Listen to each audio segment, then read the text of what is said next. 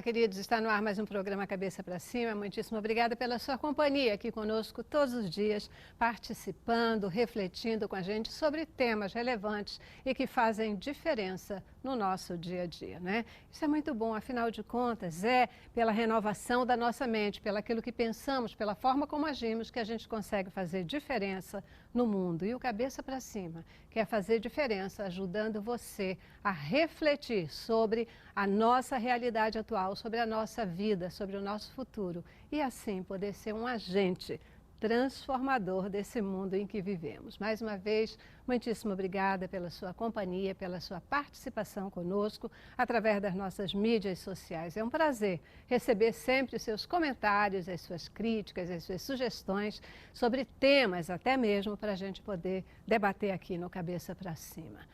Que o Senhor te abençoe e te guarde todos os dias e te permita realizar os desejos do teu coração. Querido semeador, não tem como eu não registrar aqui o meu agradecimento diário a você, que participa conosco, que tem nos apoiado em oração, que tem contribuído financeiramente com aquilo que está ao teu alcance, para que nós possamos estar aí todos os dias, 24 horas por dia, levando o amor de Jesus a tantas pessoas.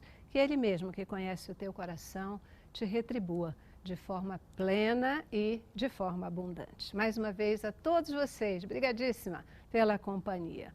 Queridos, hoje a gente vai falar sobre um tema assim que ele é realmente da maior importância. O dia 7 de abril é o Dia Mundial da Saúde, definido pela Organização Mundial de Saúde. Todos os anos a OMS escolhe um tema para poder abordar esse tema ao redor do mundo, provocando reflexão. Esse ano, o tema escolhido pela OMS é Saúde para Todos. E aí, quando a gente olha para o nosso Brasil, onde faltam médicos, onde faltam medicamentos, onde, na verdade, a gente pode até dizer que quase todo o sistema público de saúde está falido, a grande pergunta que se faz é: qual é a perspectiva de saúde para todos no nosso país? E é isso que a gente vai refletir no Cabeça para Cima de hoje. Começamos com o nosso informativo. O Dia Mundial da Saúde é comemorado no dia 7 de abril. A data foi criada em 1950 e é comemorada no mesmo dia da fundação da Organização Mundial da Saúde, que ocorreu em 1948. O objetivo da data é garantir o melhor nível de saúde para as pessoas em todo o mundo, através da divulgação de temas importantes para a sociedade e que possam contribuir com a melhoria da qualidade de vida.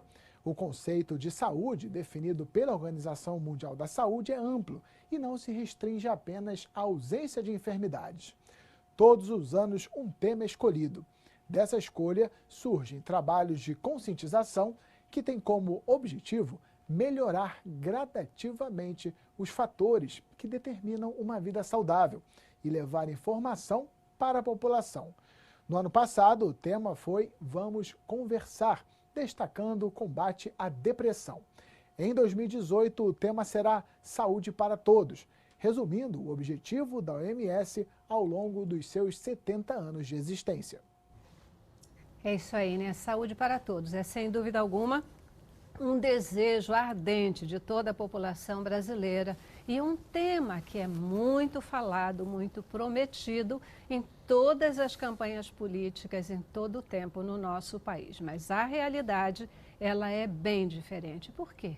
O que é que está faltando? O que é que está precisando? Vamos dar uma olhadinha no panorama da saúde no nosso país e entender a perspectiva de termos saúde para todos aqui no Brasil. Para falar sobre esse tema, gente, eu tenho um time super especial. Prazer em receber aqui no estúdio Daniel Macedo, ele que é defensor público federal. Muitíssimo obrigada por estar aqui com a gente. Eu que agradeço. Isso aí, né? Defensor Público Federal, pronto aqui para poder ajudar a gente a entender o que está acontecendo com a saúde pública no nosso país, não é mesmo? A situação é bem difícil, né? Nós temos aí uma emenda constitucional número 95. Essa emenda constitucional, o que ela fez? Ela congelou pelos próximos 20 anos o orçamento da saúde. E aí a situação vai complicar. A saúde, que já não era boa, nos próximos 20 anos sofreu aí um congelamento no incremento dos seus investimentos. A Defensoria hoje tem aí um aumento de pelo menos 50% das ações individuais na temática de saúde. Pessoas hoje estão morrendo. E muito, e muito. Vamos entender aí como fica essa história, porque a gente até sabe dessa notícia, né, mas ela é assim quase que apavorante quando a gente olha para o que está acontecendo já agora na saúde. Sem investimento, como é que a gente sai dessa história? Vamos entender já já. Antes, quero apresentar para vocês também o Dr. Jorge Darzi, ele que é presidente da Federação Nacional dos Médicos. Prazer enorme tê-lo aqui com a gente, Dr. Darzi. Celeste, é um prazer muito grande participar mais uma vez do Cabeça para Cima e me sinto muito à vontade de participar desse programa, porque eu entendo que hoje, no Brasil, existem poucos meios de comunicação como esse, que é absolutamente democrático e permite que, de fato, todas as ideias, todas as opiniões sejam veiculadas sem nenhum tipo de censura. Então, parabéns à TV Boas Novas por esse trabalho e pelos demais trabalhos que aqui são realizados. Obrigada, obrigada. E é porque o nosso interesse é esse mesmo, né? Ajudar a levar informação de qualidade, informação real às pessoas. E tê-lo aqui é parte fundamental desse propósito, né? O senhor que tem aí trabalhado muito nessa área médica e buscado. Quando a gente falou sobre esse programa e vi que o senhor estava participando também, eu estava lembrando lá atrás, quando a gente ainda não tinha esse caos estabelecido, mas se falava na questão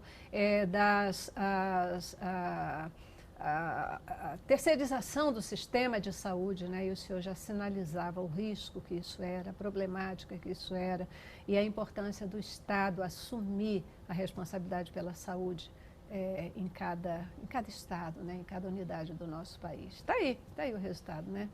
A situação é gravíssima, eu diria talvez uma das mais graves dos últimos anos.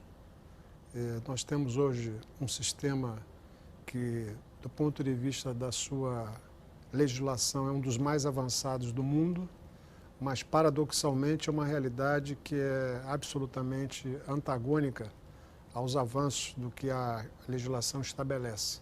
Então, esse paradoxo de viver, de um lado, uma realidade que é absolutamente hostil ao cidadão e, de outro lado, uma legislação que garante direitos, inclusive diz que o Estado é responsável por esse direito à saúde. Esse paradoxo é o grande tema, né, do nosso debate hoje. Por que, apesar de nós termos uma legislação boa, não é a melhor, mas eu digo a você que é um dos projetos mais avançados no mundo, né? Nós temos uma realidade, em contraposição, nós temos uma realidade que é absolutamente hostil ao cidadão, não atende às suas necessidades.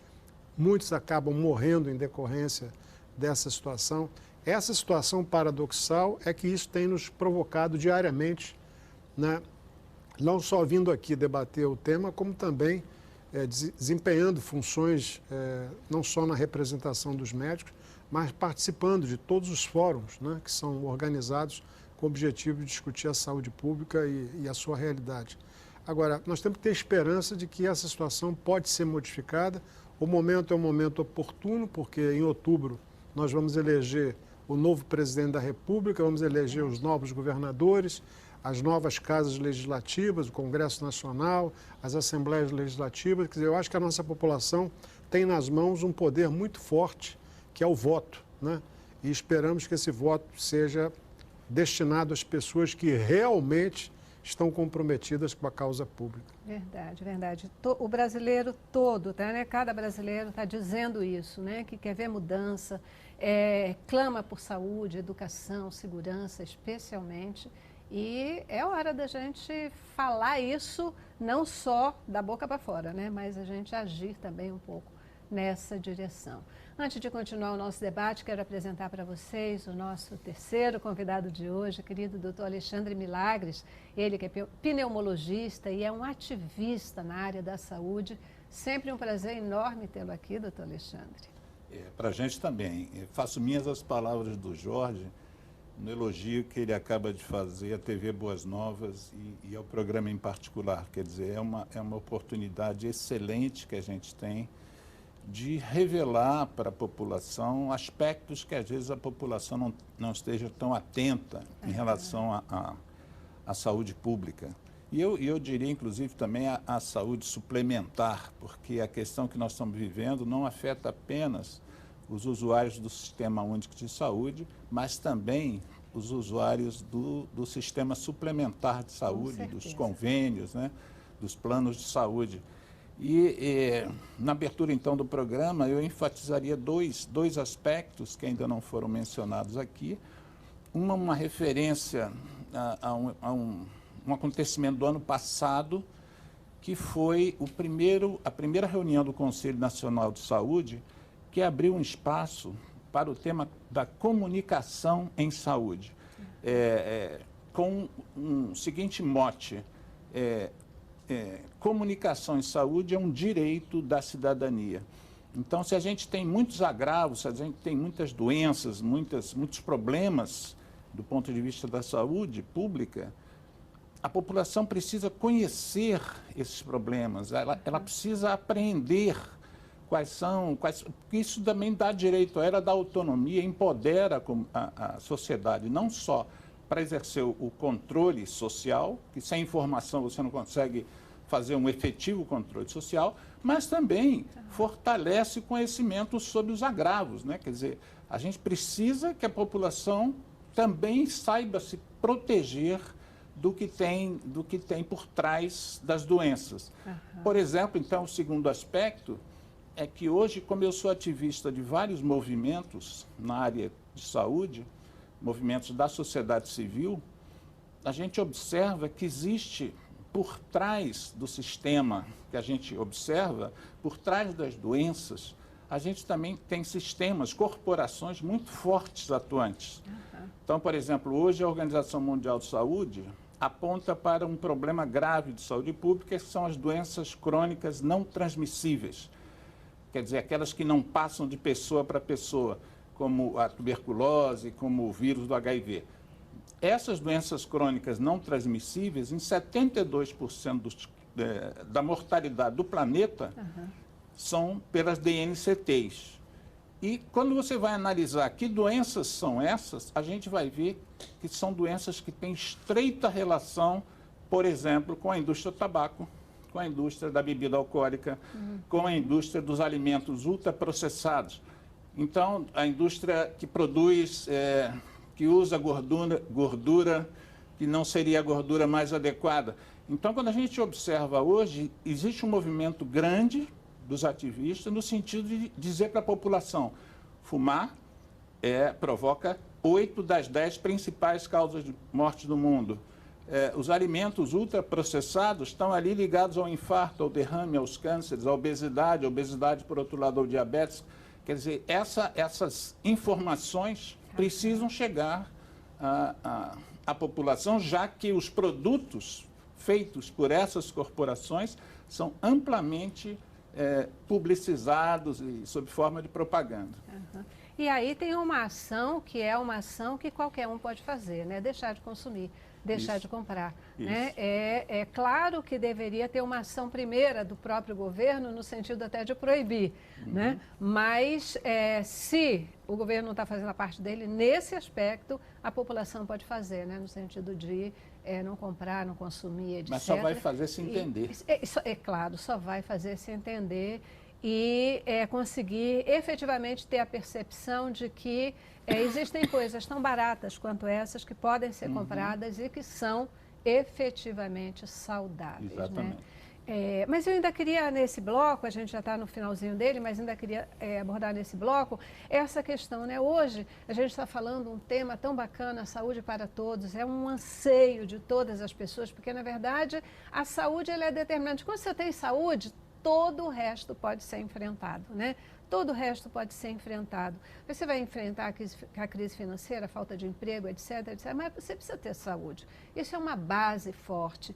E a gente vê que no nosso país, não só o sistema de saúde, mas a saúde das pessoas, ela está muito em risco. Muitas pessoas morrendo a cada dia por falta de assistência médica. Temos uma legislação bacana, mas o primeiro a descumprir a legislação é o próprio governo. A gente vê, por exemplo, o governo do Rio de Janeiro, que ele tinha que ter destinado uma verba para aplicação na saúde e ele não aplicou e parece que tudo bem. Alguém está sendo questionado, mas e daí? Como é que fica isso? Pegamos aí o exemplo do atual governador. Em 2016, foi o estado que menos investiu na saúde de todos os estados da federação. Existe uma imposição condicional, uma ordem condicional, para que se invista um valor abaixo aí de até 12% da receita líquida sobre saúde. Foi ajuizada contra ele uma ação de improbidade administrativa. Agora, esse subfinanciamento da saúde, isso é algo comum em praticamente todos os estados. Ou seja, governadores vêm sistematicamente descumprindo o mandamento condicional. E aí, em um contexto de que, além do subfinanciamento, a politização da saúde. É hora de pararmos para refletir o que queremos para a nossa saúde. Um leito em uma unidade hospitalar, um medicamento, é moeda de troca política. Isso é comum.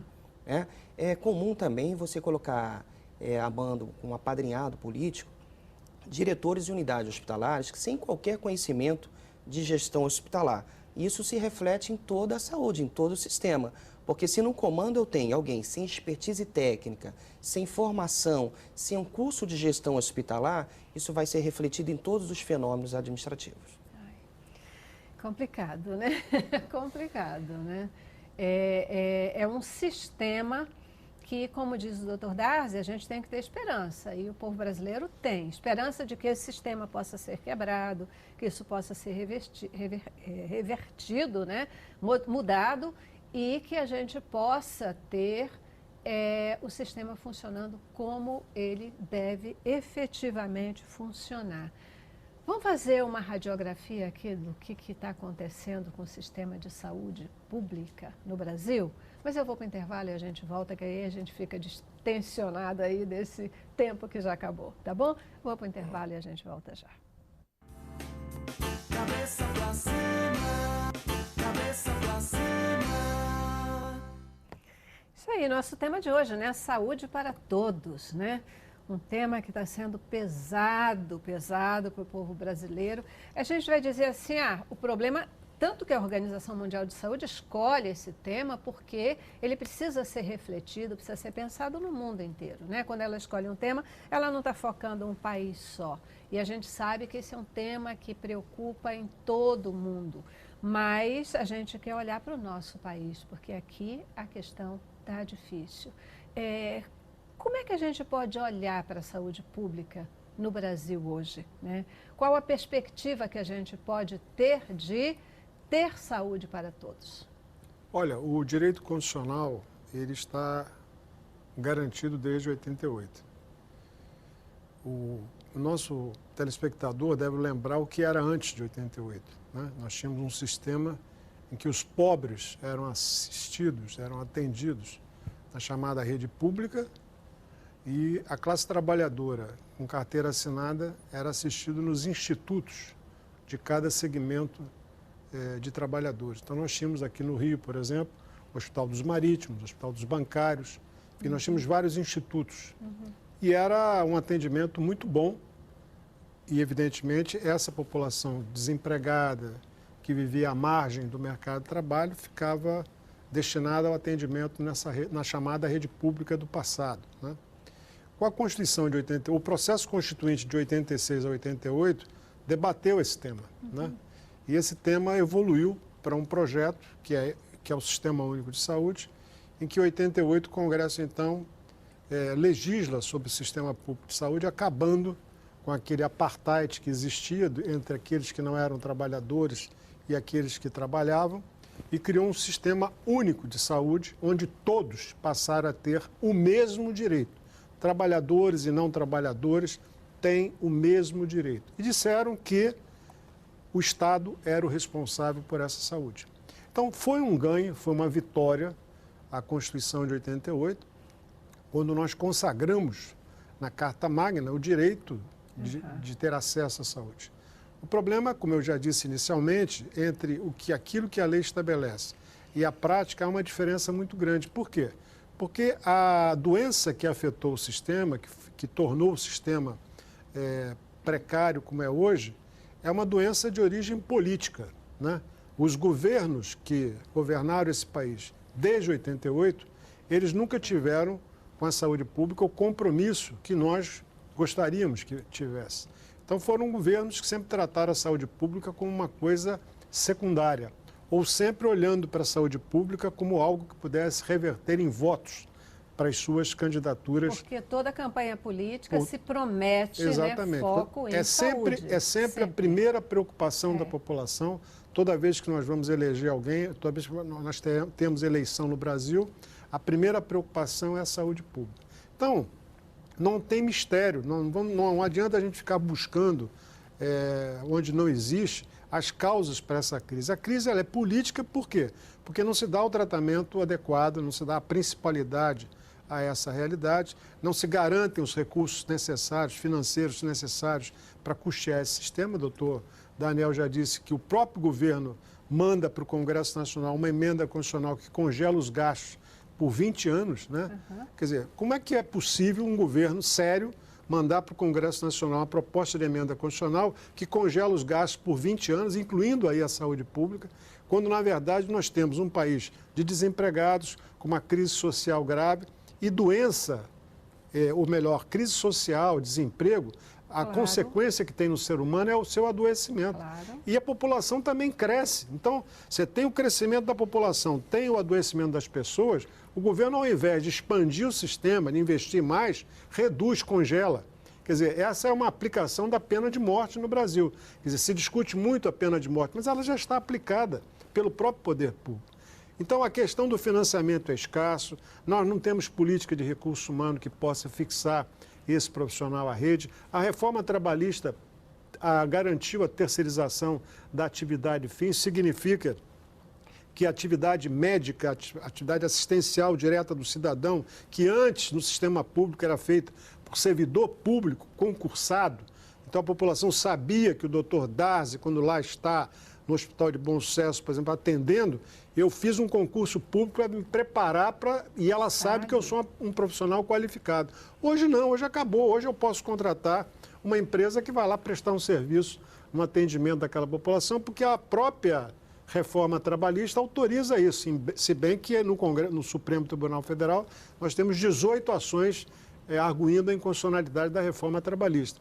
O que eu quero mostrar é que todas as iniciativas do poder público nunca foram com o objetivo de melhorar o sistema. Então, a crise, hoje, ela é grave. O doutor Daniel é responsável por uma ação que tenta garantir que 14 mil pessoas que estejam na fila de cirurgia sejam operadas. Ele depois pode falar melhor sobre isso.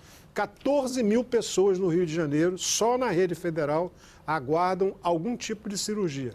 Então, é muito sério, né? Porque essas pessoas, se tiverem doenças graves e não forem operadas, o que vai acontecer com elas? Morre. É a mesma coisa do leito de terapia intensiva. Todo plantão que começa na regulação de leitos, começa sempre com um pedido de pelo menos de 100 a 120 pedidos de leito de terapia intensiva. O plantão, quando termina apenas com atendimento de 15% daquela solicitação dada no início do plantão. O que acontece com os 85% dos pacientes que precisam de CTI? Morre, piora, é esse o destino que vai acontecer com esses pacientes. Então, o sistema, ele é predatório, ele é perverso. Não estou dizendo que todo o sistema esteja nessa situação, porque nós temos ainda alguns nichos de excelência, como é o caso do Instituto Nacional do Câncer, como é o caso do Instituto Sara Kubitschek, como é o caso do próprio Instituto Nacional de Cardiologia aqui no Rio de Janeiro, o Traumatortopedia aqui no Rio de Janeiro, são locais em que se pratica a boa medicina. Mas, de uma forma geral, esse sistema público que a população conheceu até alguns anos atrás, esse sistema está combalido, está afetado pela omissão do poder público e essa situação tem gerado um sofrimento maior da nossa população. Essa história da fila aí foi muito falada e também houve aí um compromisso, né, dos governos de buscar sistemas que resolvessem a história da fila e, aliás, o próprio Ministério da Saúde, ele diz, não tem nada de 14 nem 15 mil na fila não, são só 8 mil, né? Só 8, né? Já é um número preocupante, mas como é que é essa história? Vamos lembrar, em 2012, uma emissora de televisão sobrevoava o Instituto Nacional de Traumatologia e nós pensamos, por que não requisitar a relação nominal de todos esses pacientes, do INTO, né? E nós encontramos ali 14.070 pacientes, aguardando até 10 anos para a realização de uma cirurgia ortopédica. Eu encontrei uma fila com 5 pessoas com idade superior a 100 anos de idade. Eu encontrei uma outra subfila com crianças de 1 ano de idade com defeito congênito na mão. Esta fila, 60% desta fila eram de pessoas com idade superior a 65 anos. Ou seja, a União ela vem contribuindo para o agravamento do estado de saúde física e emocional de diversos pacientes. O que nós fizemos? Ajuizamos uma ação coletiva. A gente entende que a pior solução é a judicial. A gente sempre vai ver um magistrado decidindo por intermédio, no lugar de um gestor, de um médico, mas dentre uma ação individual e uma ação coletiva, nós preferimos uma ação coletiva, decidir isso coletivamente. Pedimos para que ocorresse o cruzamento dessas subfilas, nós temos 220 subfilas no universo de 14.070 pacientes por especialidade.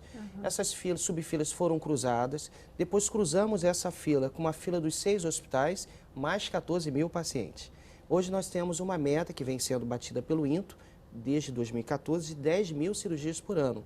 Essa fila diminuiu? Não. Hoje temos aí 16.000 pacientes na fila. É uma fila cíclica. Por quê? Porque não há um programa nacional de realização de cirurgias ortopédicas. O INTO é um só, aflui para o INTO de milhares de pessoas, há um envelhecimento da população e um aumento do número de acidentes com politraumatizados.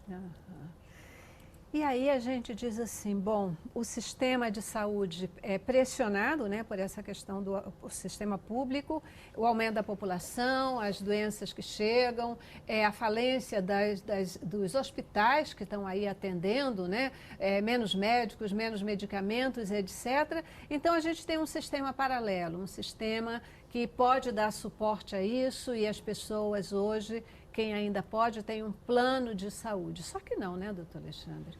Só que não, inclusive, porque não é qualquer um que queira entrar no sistema suplementar ou privado de saúde que consegue. Esse sistema não está aberto. Ele está aberto, por exemplo, se você faz parte de uma empresa, de uma instituição que tenha esse convênio coletivamente. Mas se você hoje sair daqui e ligar para um convênio individualmente, querendo se inscrever, se associar àquele plano, isso não está aberto para você. E quando está aberto, são por uns sistemas meio obscuros que tem um potencial de reajuste das mensalidades que com 2, 3 anos de você pagando o plano, você não consegue mais arcar com aquela despesa regular e mensal. Então, quer dizer, eu acho que a gente precisa ver a saúde brasileira como de a forma mais global possível. E quando o Jorge Darcy citou aqui hospitais que ele considerou, e efetivamente são hospitais de boa qualificação, a gente precisa também lembrar da qualidade hoje dos hospitais universitários. Eu tenho uma vivência maior com os hospitais universitários do Rio de Janeiro, porque eu sou daqui do Estado, me formei numa universidade federal no Estado, e tenho vários colegas que trabalham na Universidade Estadual do Rio de Janeiro, na Federal do Estado do Rio de Janeiro.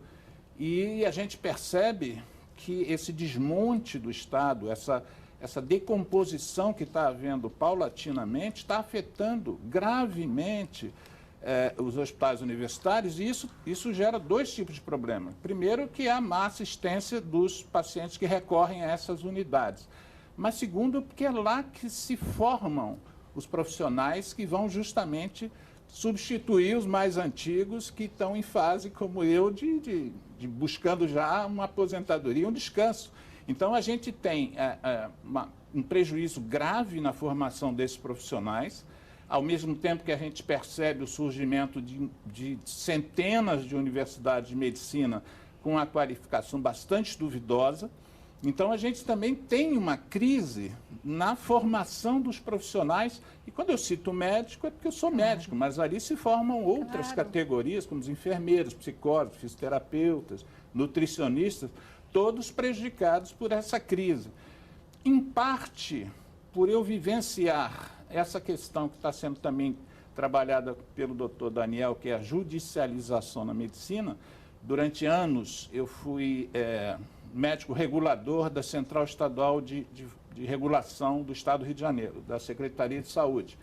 E o que ele mencionou eu tive uma experiência um pouco diferente, porque ele diz assim, Daniel falou, e com razão, o juiz decide em cima do gestor e em cima do profissional médico. Só que, na verdade, a experiência que a gente teve na ponta é que o juiz não decide, o juiz intima.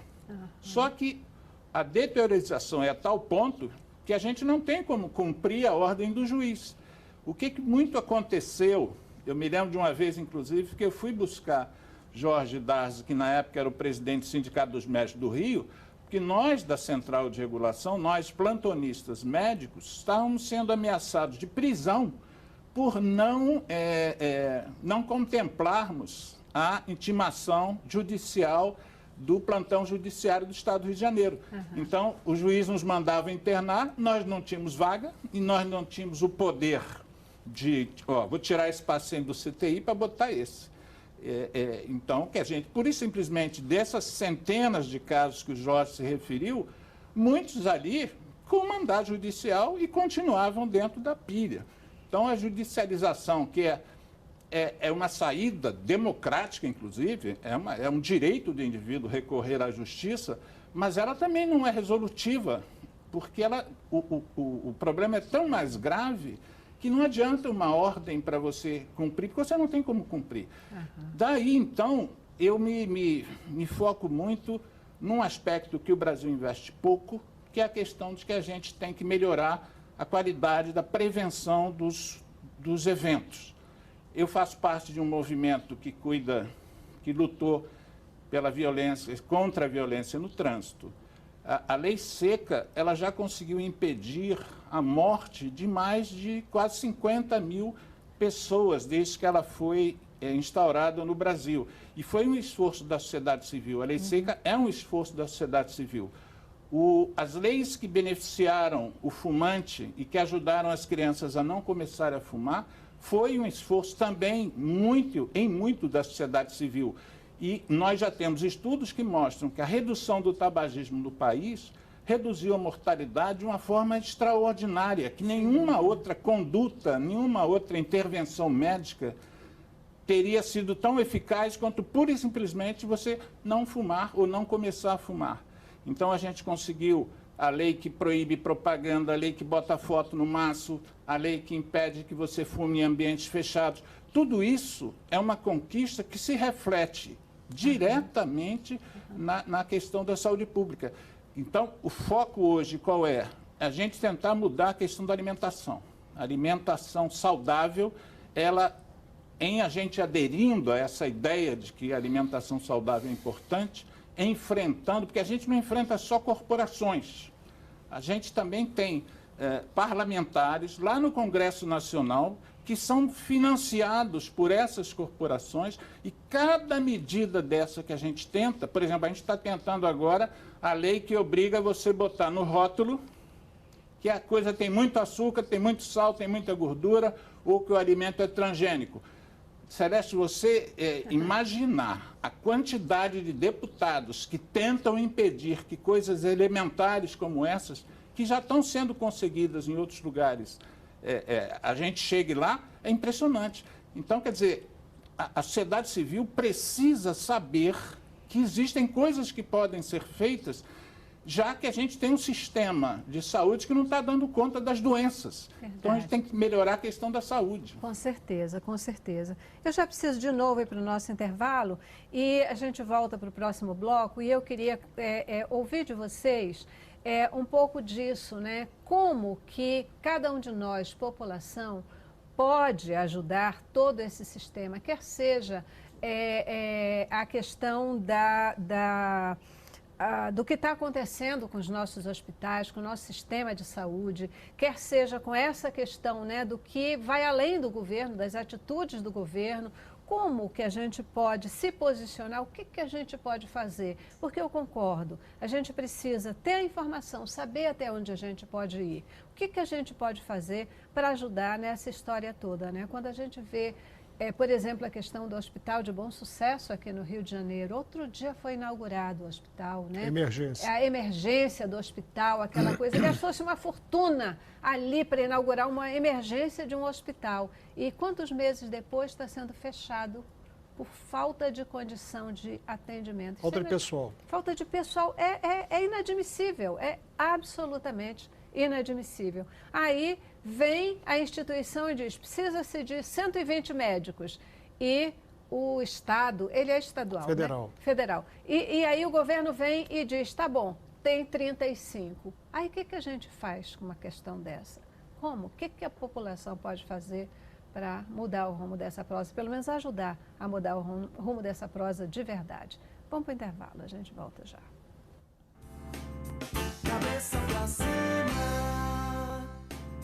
cabeça pra cima. Falando sobre saúde, né? E saúde para todos, que é o tema desse ano do Dia Mundial de Saúde, proposto aí pela Organização Mundial de Saúde. E a gente fica aqui, eu sempre fico muito angustiada quando a gente começa a falar sobre um tema que a gente parece que não vê saída, né? Não tem luz no fim do túnel. E isso, eu acho que a gente precisa, pelo menos, acender algum tipo de luz no fim do túnel, porque isso é que vai fazer com que a gente ache força, a população ache força, né, para olhar, enxergar e fazer alguma diferença nessa história.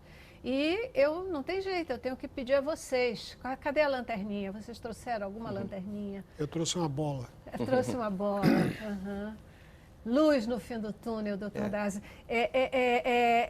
Assim, a gente já falou, Rio de Janeiro é o pior, né? É o pior retrato nessa crise toda das crises do sistema de saúde. Como é que está aí, Brasil afora, como é que está esse ranking? Vocês têm? Fora hoje no Rio? Algumas soluções a gente precisa encontrar, né? A gente sabe que a região norte é uma região muito complicada, né?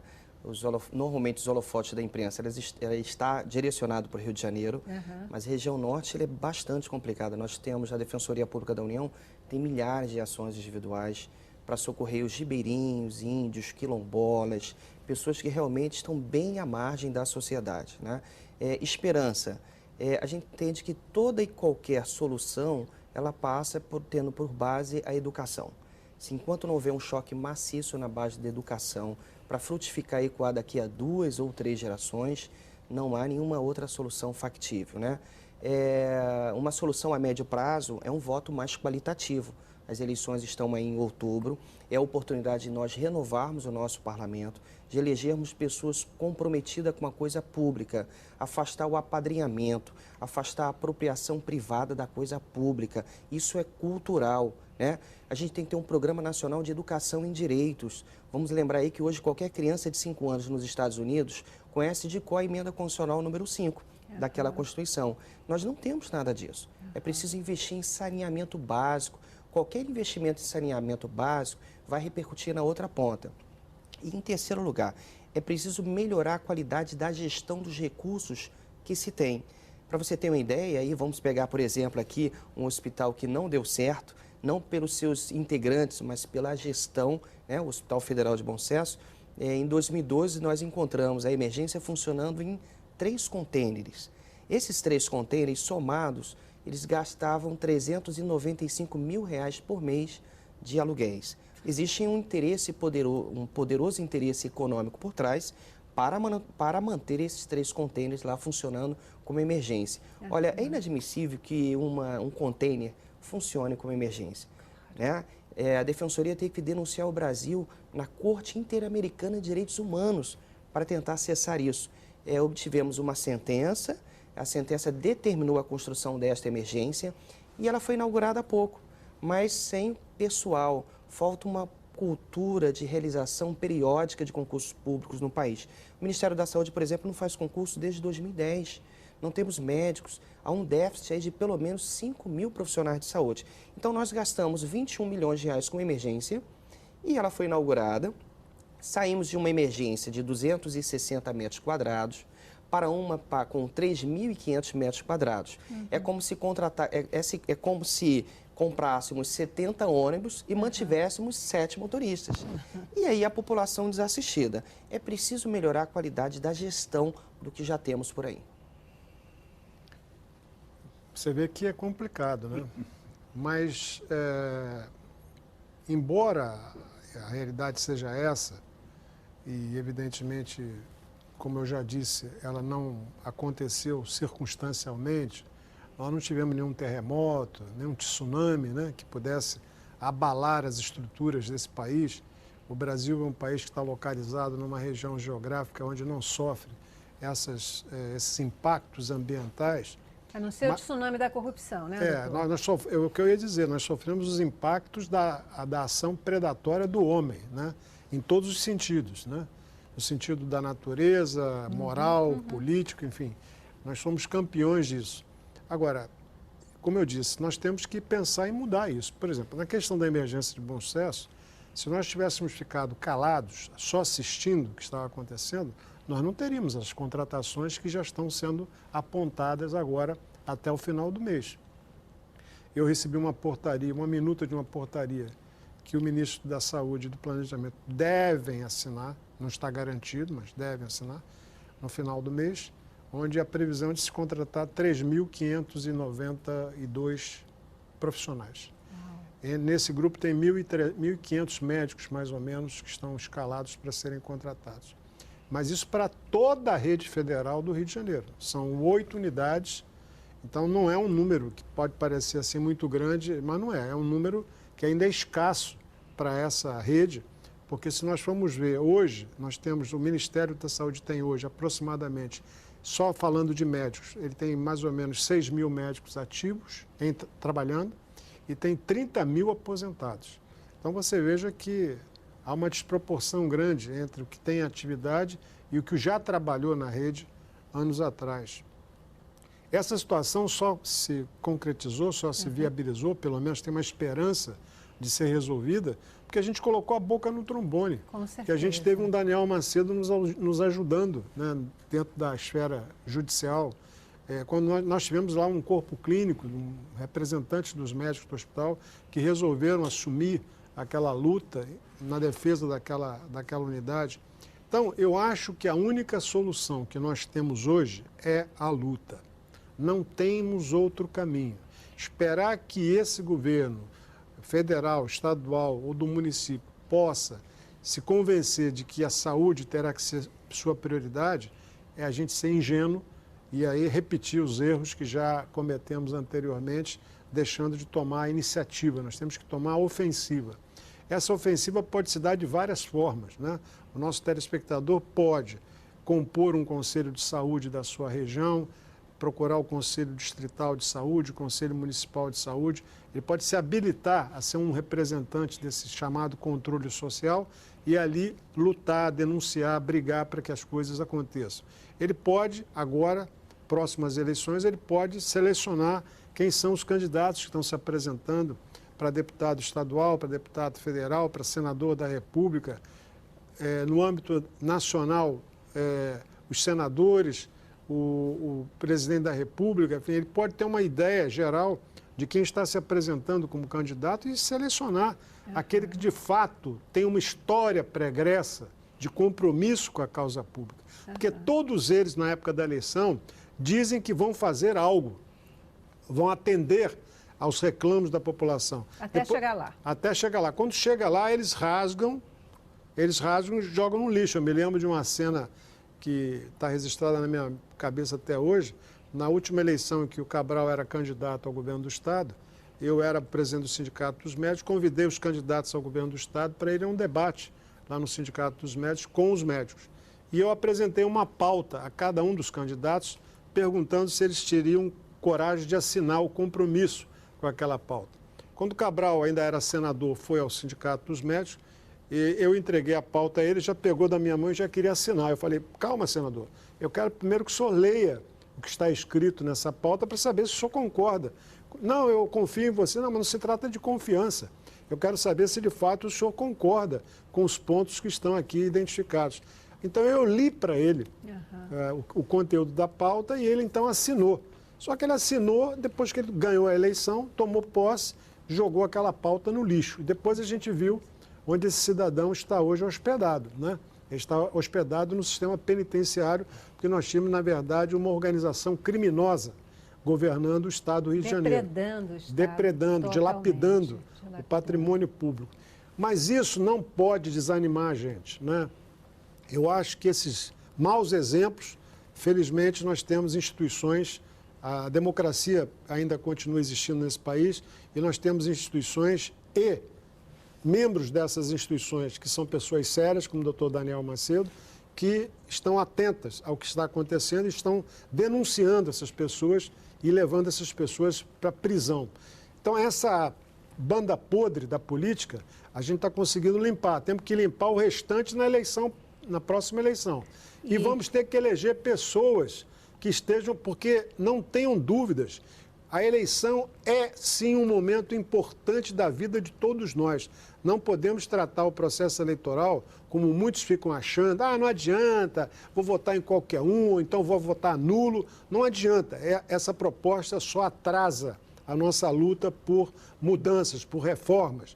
Então, essa história de jogar o voto na lata do lixo, ou dizer que todo mundo é igual, que ninguém presta, esse discurso não adianta, porque não leva a lugar nenhum. Nós temos exceções, nós temos pessoas decentes, pessoas sérias, nós temos que pesquisar, ouvir o que essas pessoas estão falando, para ver se de fato são pessoas confiáveis, principalmente olhando para a história pregressa de cada um. Verdade. E selecionando, votar nessa pessoa, porque pelo menos a gente vai ter, não certeza absoluta, mas vamos ter pelo menos uma esperança de que aquele cara eleito poderá promover as mudanças esperadas por todos nós. Então... E desenvolver cada dia mais, né, doutor, essa prática que já vem acontecendo de prestar atenção, por exemplo, no que os nossos legisladores estão fazendo lá para que a gente possa estar ligado e pressionando para que seja feito algo de interesse efetivamente da população. Existem outros canais para isso. Se as pessoas pesquisarem, vão encontrar canais que te informam que grupos financiam um determinado parlamentar, a que grupos ele está ligado, que projetos ele defende. Tem parlamentares, por exemplo, que defendem a indústria do tabaco, defendem a venda indiscriminada de armas, os alimentos transgênicos, eles são os mesmos, são lideranças que estão nesse nicho. Um desses, por exemplo, que eu estou citando, isso é uma questão preocupante, Jorge, como votar no candidato correto. Um desses que eu estou citando, que está nessas 3 bancadas, foi o mais votado de Porto Alegre, do Rio Grande do Sul. Olha só. Um dos principais estados da federação elegeu esta figura como seu maior representante. Eu sou da seguinte opinião: nós temos que fortalecer, empoderar a sociedade civil. A gente tem que despertar lideranças dentro da sociedade civil que venham defender as bandeiras da própria sociedade. A Lei Seca foi assim. Nós temos agora um grande esforço de um grupo de mulheres, sobretudo mulheres, que modificou a forma como as coisas estão nos rótulos dos produtos alimentares que nos são vendidos.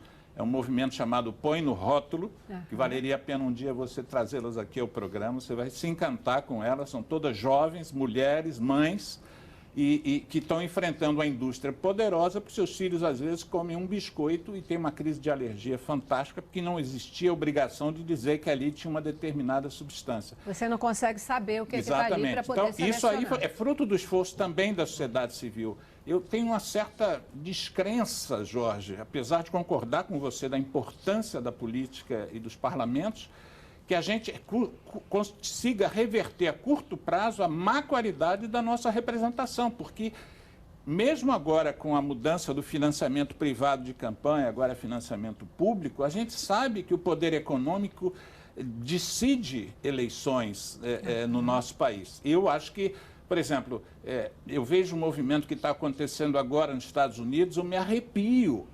Os jovens foram todos para a rua exigindo o controle melhor das armas nos Estados Unidos, por causa de um problema que lhes afligiu.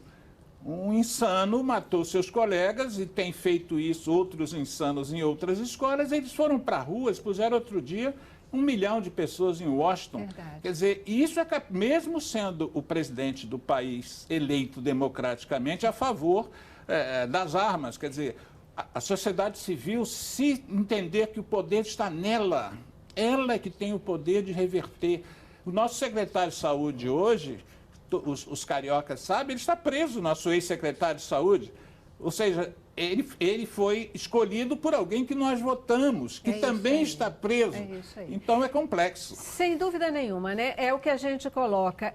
O quadro ele é muito difícil, mas ele pode ser revertido. Se não de uma forma imediata. Mas a gente tem que ir mexendo nesse processo para fazer a mudança acontecer. Eu tenho que ir para o intervalo, gente. O programa já estourou. Mas é uma delícia conversar com vocês. Vamos lá.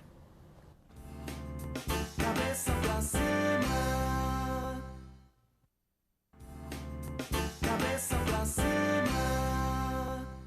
Tema tão importante, tão bom poder ouvir vocês, as reflexões de vocês, as provocações de vocês, porque é isso que faz diferença, né? É isso que mexe e é isso que estimula o nosso telespectador. Nosso tempo acabou, eu tenho que agradecer a presença e participação de vocês aqui no programa.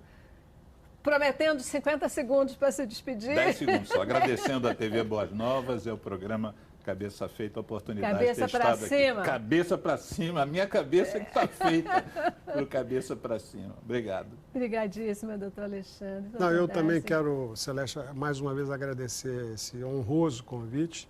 Me coloco sempre à disposição para novos convites e dizer que, na verdade, nós temos que ter esperança de mudar, né? A gente não pode ficar achando que as coisas não vão mudar, que as coisas vão continuar desse jeito, porque muitas coisas já mudaram em função da luta, do movimento. É isso. Agora, sobre a sociedade civil organizada, eu quero lembrar que de lá também podem surgir candidatos para se habilitar às próximas eleições. Eu tenho ouvido muitas pessoas dizerem, né, e tem bandeiras bacanas, e a gente diz, por que você não se candidata? Ah, não, eu não. Isso a gente tem que mudar. A gente tem que dizer, eu sim, eu quero ir para lá, eu quero comprar essa briga. Né? Eu quero comprar essa briga, doutor. É que tenhamos esperança, né? Tem um famoso filósofo que diz que ser pessimista é coisa de vagabundo, porque ter esperança dá trabalho. É verdade. Que tenhamos a mesma ousadia que os canalhas, a parte do mal, porque o bem pode fazer a diferença. Com certeza. Mais uma vez, muitíssimo obrigada pela sua presença. Obrigada a você também que está participando com a gente. E não esquece, né? Traga à sua memória aquilo que pode te dar esperança. Paz.